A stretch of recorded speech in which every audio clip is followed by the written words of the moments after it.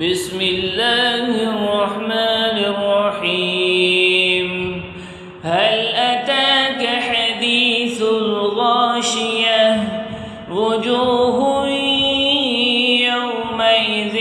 خاشعة عاملة ناصبة تصلى نارا حامية تسقى من عين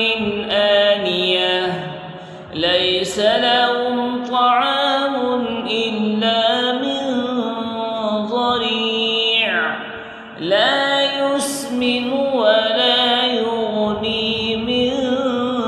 جوع وجوه يومئذ ناعمة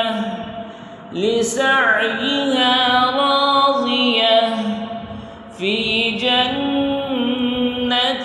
عالية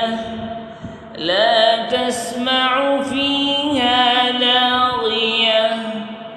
فيها عين جارية فيها سرر مرفوعة وأكواب موضوعة ونمارق مصفوفة وزرابي مبثوثة أفلا ينظرون إلى الإبل كيف خلقت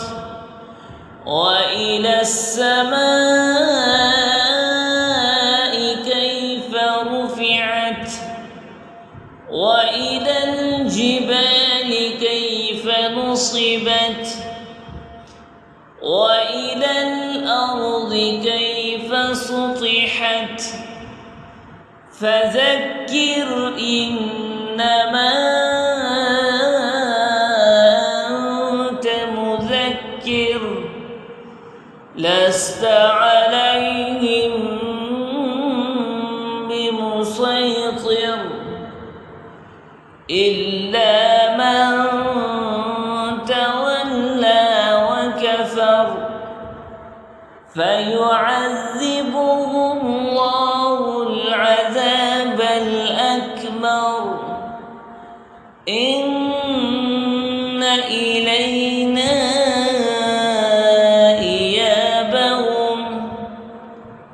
ثم إن علينا حسابهم.